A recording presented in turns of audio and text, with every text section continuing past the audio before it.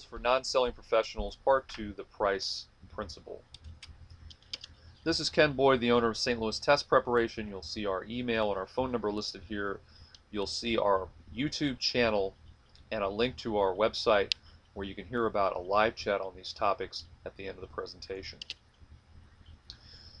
So we have a goal, and our goal is to develop and retain clients, and to do that without lowering our prices or rates. We're going to use the terms price and rate interchangeably here. And also, our goal is to deliver that and accomplish that in a gimmick-free way, without trickery, without formulaic solutions that really don't involve being on a professional level. Let's get rid of all that. Let's not have gimmicks. Let's not have high-pressure sales. And we have a problem statement.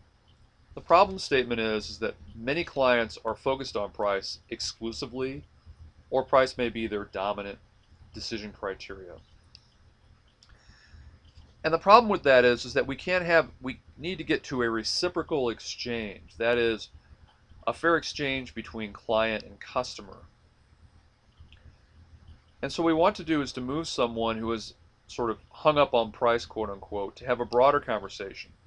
A conversation that includes not only price, but also value, what value add you can provide with your product or service. We used the example in the first video of a contractor who moves a person from talking about price to thinking about the quality of the materials and the expertise of the labor involved in working on their house.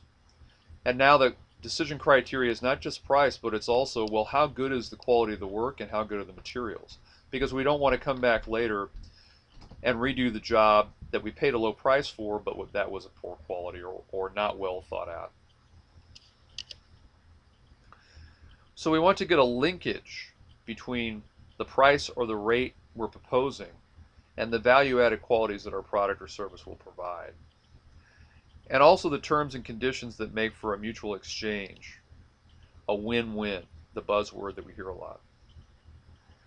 And in fact, these techniques become pretty easy and natural to apply as you use them over time, because again, they're not based on gimmicks or trickery or formulas.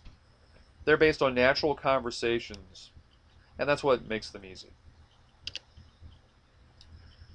By way of background, the creator of this process has over 25 years of professional service enterprises in various fields. And the course was particularly created during a time of significant low price or lower rate competition for the creator of this program. And there's a basic problem. When you're in a low price, low rate environment, you may have the best service in the world, but if nobody's willing to hear about it, it really is meaningless. So if you're buying, as I used in the first video, Tide laundry soap, and you've got a Walmart across the street from a Target,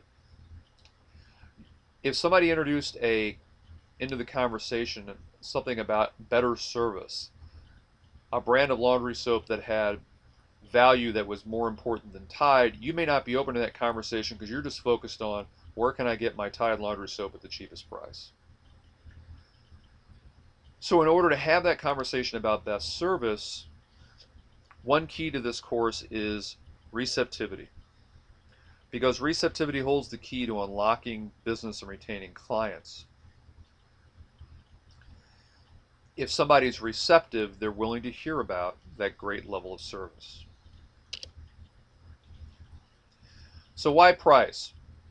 We need to get to the why, the reason that the client is focused on price to the extreme, that it's their only criteria or it's their dominant criteria for making a decision. And if we can find that out, if we know why the client has that belief, we can better respond to that client. And what we're looking for is to get permission, gain the client's interest and permission to broaden his decision criteria beyond rates and prices alone. We want to be invited to have a conversation about that by the client. This material supports a particular audience we'll call professional service providers. That includes licensed vocations like lawyers, CPAs, and professional engineers. other people who are unlicensed, but generally people who are providing some level of expertise that the client needs to consider when they're making a buying decision.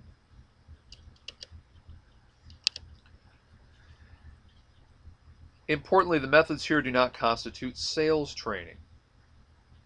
This is because our approach involves influencing rather than persuading, which is and there's an important difference.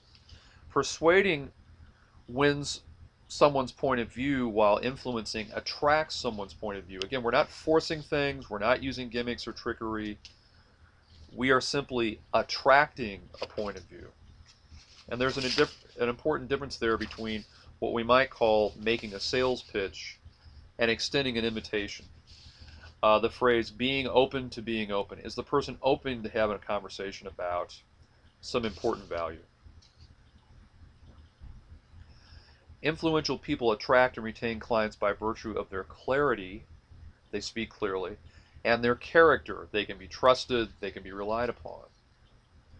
And that combination about clarity about their mission, what they're trying to accomplish, and being open and respectful when they treat others, results in helping earn the affinity, trust, and confidence of clients. So that really gives meaning to this course. It helps us communicate better, and it helps us get our point across without resulting to selling skills that are less effective. This is really about having a conversation and not about selling.